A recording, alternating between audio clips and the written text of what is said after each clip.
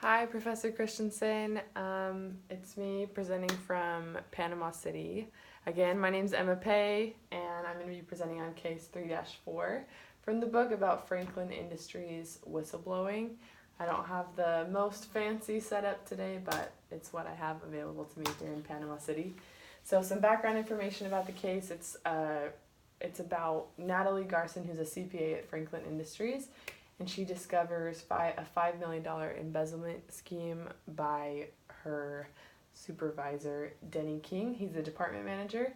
So she first finds out from the accounting department they see some mysterious payments that equal about $5 million to a company that no one's heard of called Vic Construction. So after further research, they find out that Vic Construction is owned by Denny's sister, and that company also sent $5 million to a third company that's owned by Denny. So they conclude that Denny has embezzled $5 million, which he's funneling through another company to another company of his. So when Natalie finds this out, she has a strong sense of ethics and morals, and she decides to report it. But when she does, she's demoted from her position. HR finds that her demotion had nothing to do with, it was not retaliation, and in fact there was no embezzlement, even though the evidence is pretty clear. So she's trying to decide what the best thing to do next, whether she should act on her values and present her findings to the CEO and the board, or file a claim through the SEC, or keep quiet. So option number 1 is Natalie decides to act on her values, and she goes to the board and the CEO. So there's a few questions asked in the text, and I'll quickly go over them so that we can stay under the time limit. Number 1, what are the main arguments you are trying to counter? That is, what are the reasons and rationalizations you need to address? So in this case, HR is saying that there's no embezzlement and that she was not retaliated against. In her company, they have a strong don't rock the boat mentality, but Natalie has a strong code of ethics, and so she needs to make sure that this wrong is righted. And so that's the main argument, is that you just shouldn't rock the boat. And when she speaks to other people who've been in the company longer than her, they say the same thing. Just let it go. This company doesn't deal with conflict like that.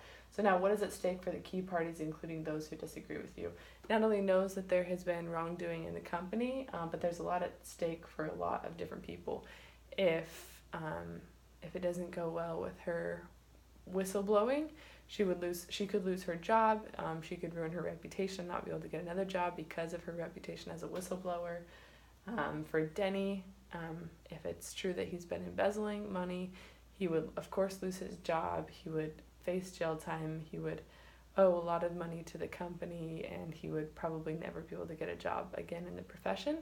And for the company, if they didn't address the problem, or if they tried to sweep it under the rug, they were found out, it would ruin their reputation, which could lead to the company's failure, and a lot of people could lose their jobs. So there's a lot at stake here.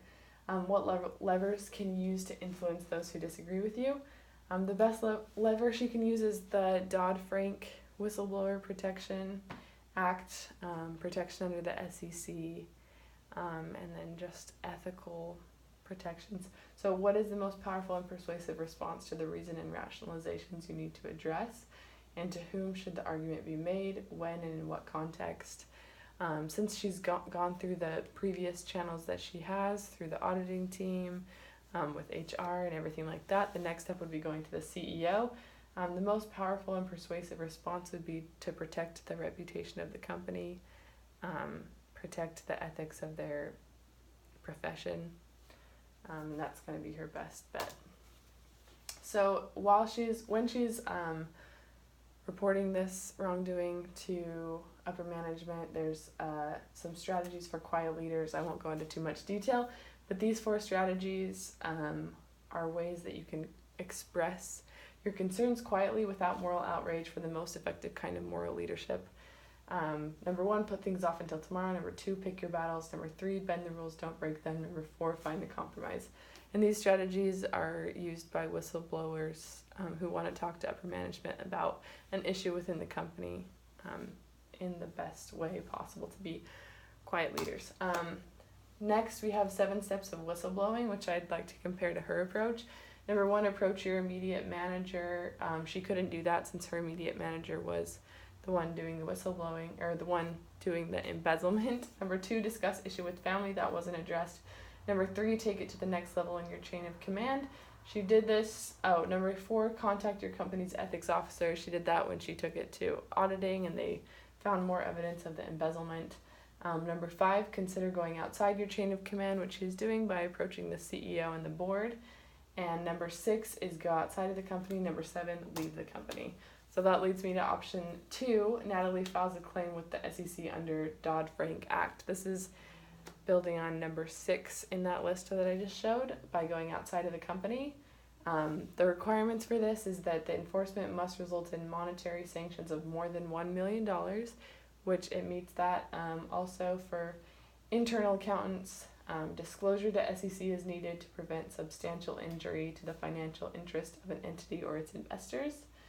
The whistleblower reasonably believes the entity is impeding investigation or misconduct, and the whistleblower has first reported the violation internally and at least 120 days have passed with no action. She waited for 6 months, so actually she meets all of these requirements, so she can definitely go to the SEC. Oops.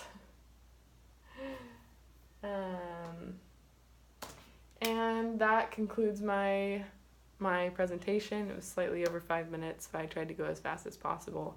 But this is an example of an embezzlement scheme and someone who went through all the right channels to report wrongdoing as a whistleblower.